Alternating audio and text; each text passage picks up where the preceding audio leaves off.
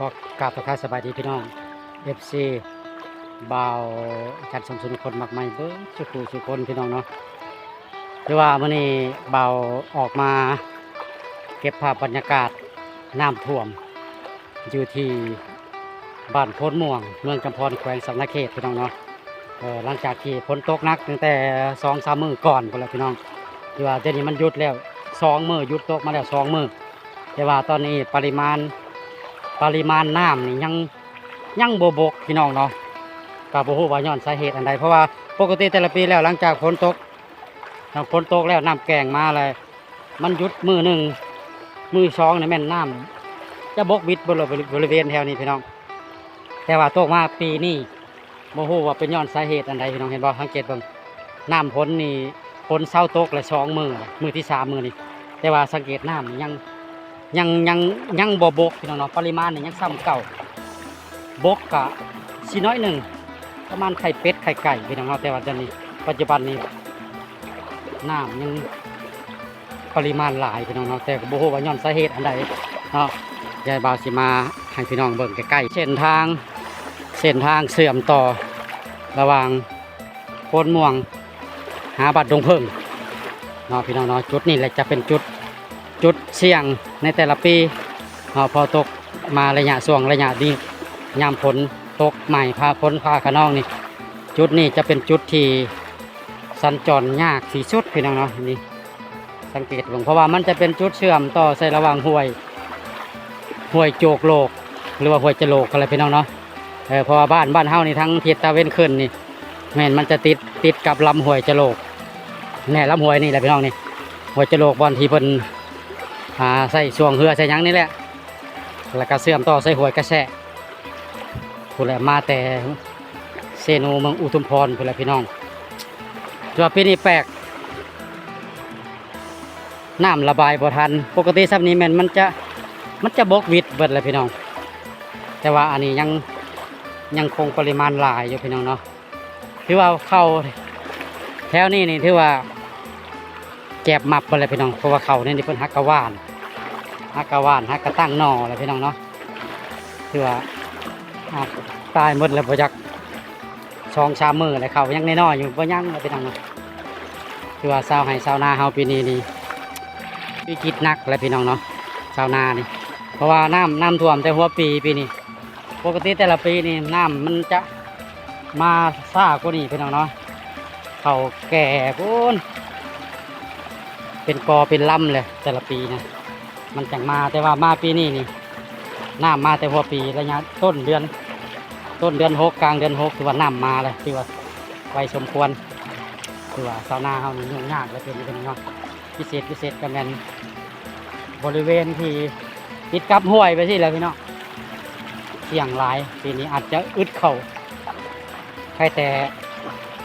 เห็ดนา2 ฤดูนาปีบ่ได้กับนาแซงพี่น้องเนาะแต่ก็น่าเห็นใจอยู่พี่น้องสังเกตเบิ่งเดี๋ยวสิพาพี่น้องไปหาเลาะเบิ่งเรียบ อันนี้จะเป็นจุดขัวห้วยจะโลกันนี่แหละพี่น้องเป็นขัวท่อพี่น้องเนาะแต่แกตะกี้ทบิดแล้วแม่นเพิ่นเฮ็ดขัวไตเป็นไม้ป้องแต่ว่าแต่เพิ่นมีโครงการมาใหม่เพิ่นเลยฮื้อออกเฮ็ดขัวท่อนี่เนาะถือว่าเป็นย้อนสาเหตุย้อนขัวนี่ว่ามันจังระบายบ่ทันก็หลายคนก็เว้ากันต่างๆนานาว่าย้อนขัวตัวนี้แหละที่ให้น้ำห้วยนี่ระบายบ่ทันแล้วก็แตกพังออกเพิ่นว่าแต่ก็จักสิแม่นย้อนหยังก็บ่ฮู้พี่น้องเนาะที่แน่ๆคือมันบวกหลายอย่างหลายแนวเนาะน้ำเซก็มายู่ใส่เพิ่นปล่อยเคลื่อนปล่อยหยังก็ว่ากันไปอันนี้ทีมงานย้อนเพิ่นมานบ่พุตุบ้าบ่เข้าท่อซั่นบ่ตอนก็ได้มีแต่ของสารพัดสิ่งอยู่ในกองเป็นเด็กพี่น้องนี่มันเสียหายแล้วพี่น้องเสียหายหลายล้านเลยของนานี่ก็ได้ไปที่พาพี่น้องเลาะเบิ่งบรรยากาศรอบๆงานจิตไปจอบเบิ่งนาเฮาเลยไปจอบเบิ่งนาของเรานาเฮาก็เป็นอีกจุดหนึ่งที่ว่ามีความเสี่ยงต่อการเสียหายหรือว่ามีความเสี่ยงต่อ ต่อภัยน้ำท่วมอีกปัญหาหนึ่งเดี๋ยวสิพาพี่น้องไปเบิ่งที่ว่าปีนี้เป็นปีที่แตกต่างจากทุกๆปีพี่น้องเนาะคือว่าน้ำท่วมครั้งดนปกติแม่นน้ำฝนต้องใหม่ไปสิฝนหยุดมือหนึ่งมือสองก็ถือว่าบกบิดเบิ้แล้วแต่ว่าปีนี้นี่มันยังอยู่พี่น้องอันนี้ก็ตะกร้าเพิ่นได้พี่น้องนี่แกบมับคือได้ยินว่ากร้านี่ก็หาก็ใส่ปุ๋ยบุใส่ปุ๋ยมือนั่นแล้วก็ฝนตกมาแล้วก็น้ำมาเลยคือว่าเสียหายอันนี้จะเป็นหน้าว่านเบิดได้พี่น้องนี่ว่านแล้วเบิดได้นี่เขากำลังออกงามแต่กาน้ำมาท่วมซะก่อน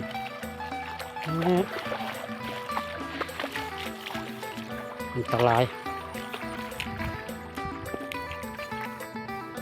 ทะเลเลยอันนี้ก็เขานี่ก็วาดแล้วนะพี่น้องแอบมา3 มื้อ2 มื้อ3 มื้อเลยเขายังอ่อนๆนี่เรียบร้อยเลย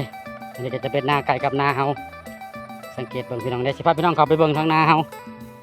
าก็ยันเจ็บมับคือกันละเดี๋ยวสิพาพี่น้องไปเบิ่งจุดบนนาเฮาเนาะอันนี้กันนาใกล้กันเป็นทะเลเลยนี่ก็ได้เจ็บมับเห็นแต่ปลายพี่เขาก็เลยเขากำลังงามพี่น้องเนาะกำลังออกงามเลยนาตัวนี้ก็ได้น้ำมาท่วมก่อนเจ็บมับ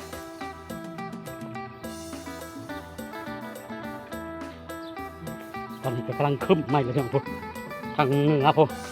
อันตรายเพราะว่าบ้านเฮานี่มันเป็นบ้านที่ก็เป็นว่ายังเป็นบ้านที่มีชายแดนติดจอดกับที่ว่าขอบเขตติดจอดกับอ่างน้ำซุยเนาะเวลาฝนตกมามันจะไหลลงพุ่นแหละระบายลงอ่างน้ำซุยพุ่นเลยเนาะ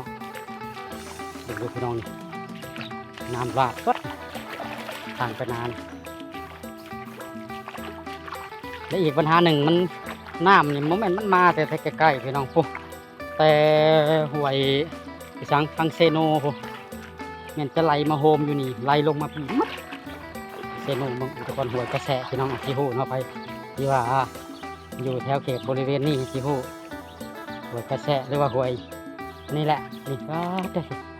พาพี่น้องมาเบิ่งอันนี้หน้าของบ่าวเองเด้อพี่น้องเด้อบ่าวมามือก่อนนี่ยังเห็นปลายเข่าอยู่พี่น้องแต่ว่ามาเมื่อนี้นี่สังเกตผมเห็นบ่พี่น้องลิปปิ้งเลยตายเป็นจังไดบาทนี่แล้วจะได้กินข้าวเบิ่งพี่น้องอันนี้ให้ตัวนี้วานูนแท้ๆได้เนาะให้นี่วานูนก็หมู่แล้ว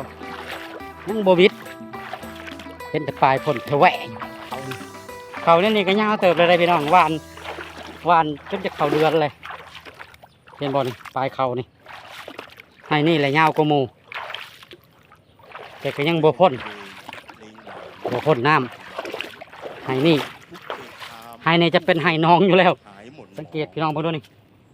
มะม่วงมะม่วงเขาก็ยังอยู่เดี๋ยวได้หมากหนึ่งสังเกตบ้างพี่น้องเป็นทะเลเบิดเลยตายที่ว่าน้ำเขาในหน้าให้นี่ระดับเพียงคอพอดีพี่น้องนี่มันท่วมขึ้นซ้ำนี่มันพิเศษในบนน้องนี่อันตรายหน้าเฮานี่หนึ่งธงแล้วก็2 ธงภาคนั่นนี่แจบมาเบิดนี่ว่ามันเรียบสายห่วยเด้พี่น้องเวลาน้ำห่วยมาแล้วมันแตกพังมาแล้วมันจะแตกออกขางเลยเนาะหน้า2 ธงที่ว่าใกล้ห่วยมันจะแตกพังออกมาเลยแล้วก็อีกธงนั่นเดี๋ยวเอาสิพาพี่น้องไปเบิ่งอีกนี่ธงนั่นแล้วก็ธงนั่นอีกที่ว่าหน้า1 2 3 4 ธงนี่มันเสี่ยงอันตรายหมดเนาะเสี่ยงอันตรายหรือว่าเสี่ยงต่อภัยน้ำท่วมทั้งหมดเลยเนาะที่ว่าพิเศษปีนี้ก็แม่นท่วมก่อนหมู่แล้วก็ท่วมแต่หัวปีอันตรายแหงพี่น้องเนาะครับเดี๋ยวสิพาพี่น้องไปเบิ่งอีกธงหนึ่งพี่น้องเนาะที่ว่าคันมันบกไว้นี่สิได้กินอยู่พี่น้องเลยเพราะว่าในนี่มันยาวแน่เลยต้นข้าวก็แบบแข็งแห้งแน่เลยเดี๋ยวคันมันยิงยาวเลยเป็นทิศก็ถือว่าแก็บหมักคือกันเลยพี่น้องเดี๋ยวสิพาพี่น้องไปเบิ่งอีกธงหนึ่ง ทงข้างๆนี่บนทางไปบ้านดงเพิ่งนี่พี่น้องเนาะว่ามันสียังบ่หรือสีแจบมับคือกันอันนี้จะเป็นเส้นทางไปบ้านดงเพิ่งพี่น้องเนาะเส้นทางไปบ้านดงเพิ่งทงน้ำก็จะท่วมเป็นจุดตามนี่แหละพี่น้องพอดีเพียงหัวเข่าฮอดแล้วพี่น้องฮอดแล้วอันนี้จะเป็นบริเวณไหนาของเฮาทงที่3พี่น้องเนาะนี่ไหนี่พี่น้องไหอยู่ทงนี้จะมีอยู่2ไหนี่ไหที่1อันนี้ไหที่2เป็นยังไงพี่น้องแจบมับ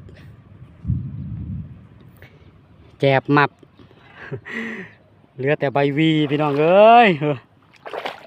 ตายแล้วจะได้กินข้าวอันนี้นี่จะเป็นบริเวณทงนาเฮาพี่น้องเนาะไหนาเฮานี่ไหใหญ่ตัวนี้อันนี้ก็ว่าโน่นได้พี่น้องบ่พ่นเนาะพี่น้องเนาะอันตรายปกติมันมานี่มันไหลล่วงเลยประมาณมือที่2ก็วิทย์แล้วพี่น้องอันนี้ฮะแต่ว่าปีนี้บ่ฮู้ว่ามันเป็นย้อนหยังก็ไหลแห้งไหลไวอยู่แต่ว่าบ่บกหรือว่าเป็นย้อนสาเหตุย้อนเขาเจ้า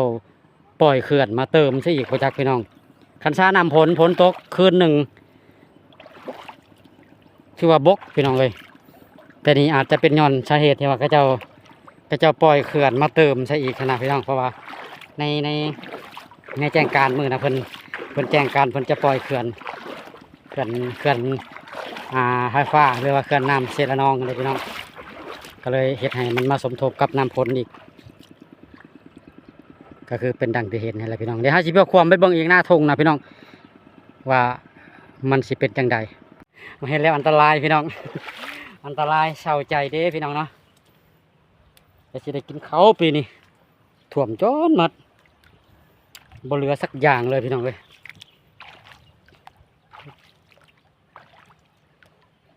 นี่เป็นยังไข่ได้คันซ้ำนี่ยังไข่ได้พี่น้องถ้ามันบกวิดก็เฮาตึงน้ำไว้ที่ว่าหญ้าก็บ่เกิด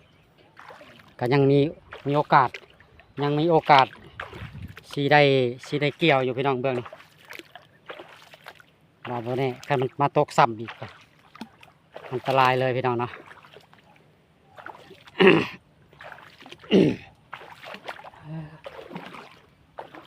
บอกพี่น้องคืบมาอีกแล้วทางหน้า อันตรายลูกนี่ไปลูกใหม่มา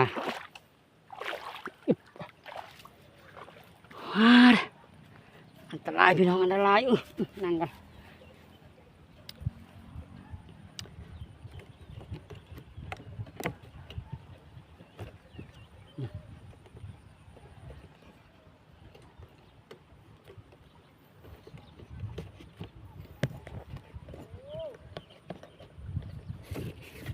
คือจะเป็นทีมงานทะดงใหญ่คนพี่น้องเชียงโฮ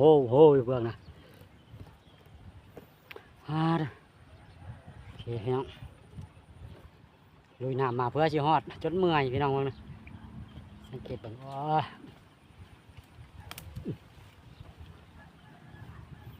กกเสียว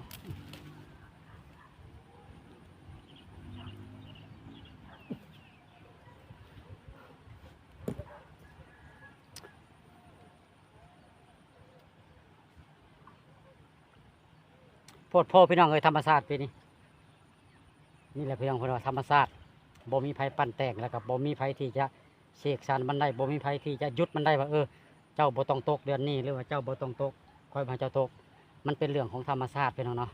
บ่มีไผห้ามได้กฎเกณฑ์ของธรรมศาสตร์คือพี่น้องเนาะคือในบทเรียนที่เราเรียนมาอะไรพี่น้องเนาะในสมัยตะกี้แห่งกล่าวว่าเรื่องธรรมศาสตร์นี่ถือว่าเป็นภัยอันตรายที่สุดสำหรับมนุษย์เฮาพี่น้องเนาะเพราะว่าคนเฮาอยู่ในโลกผู้มือนี่มันยิงใส่ธรรมศาสตร์เนาะยิงใส่ธรรมศาสตร์เพราะว่าธรรมศาสตร์มันมีทั้งผลดีและกับผลเสียหายพี่น้องเนาะกับผลกระทบหลายอย่างเนาะเป็นต้นคือผ้าห้องผ้าพาน้ำท่วมน้ำนองคือเป็นสิ่งแหละพี่น้องอันตรายเป็นกฎเกณฑ์ที่บ่มีภัยที่จะห้ามได้เนาะเรื่องของธรรมศาสตร์คือคนเราแหละพี่น้องเอ้ยแต่ก็น่าเห็นใจชาวไร่ชาวนาเฮาคือเป็นสิ่งอะไรนี่ ปีนี้ฝนตกแต่หัวปีเนาะพี่น้องฝนตกแต่หัวปีแล้วบัดนี้คนชาวนาเฮาหน้าแซงกันแล้วลาหลังแล้วหน้าแซงเป็นลาแล้วบัดนี้สืบต่อหน้าปีเนาะหน้าปีบัดฝนมันตกแต่หัวปีอีกบางคนหากระหว่านก็มีได้พี่น้องบางคนหากระไทยแล้วก็ว่าส่วนหลายคือเฮาแหละเฮ็ดนาหว่านหลังจากหว่านแล้วบัดฝนมาคือว่าสิแล้วนี่ท่วมเข้าบ่ออกไปเลยบางคนกันหว่านก่อนคือว่าสินี่เฮาหว่านก่อนนี่ก็เสี่ยงเนาะหว่านก่อนเขามาถึงน้ำมาท่วมก่อนเขายังบ่ทันเป็นกกเป็นแกงเป็นกอซ้ำน้ำท่วมก่อนก็อันตรายเสียหายพี่น้องเนาะ เอาโอเคพี่น้องสำหรับคลิปนี้ก็บ่มีหยังหลายพี่น้องเนาะก็อัปเดตบรรยากาศให้พี่น้องได้เบิ่งนำกันแบบนี้พี่น้องเนาะก่อนอื่นก็ขอขอบคุณขอบใจสำหรับ FC เบิดสุขุทุกคนที่คอยให้การสนับสนุนคอยให้การซัพพอร์ตเนาะโดยดีตลอดมาพากกดไลค์กดแชร์กดติดตามพี่น้องเนาะอย่าว่าสินำบรรยากาศแบบนี้มาให้เบิ่งเรื่อยๆพี่น้องเนาะว่าอยู่ในช่วงนี้มันในช่วงหน้าฝนเนาะงานเสพงานห้องเพลงเฮาก็บ่มีเฮาก็มาถ่ายบรรยากาศแบบนี้ให้พี่น้องเบิ่งเนาะฝากกดติดตามกดไลค์กดแชร์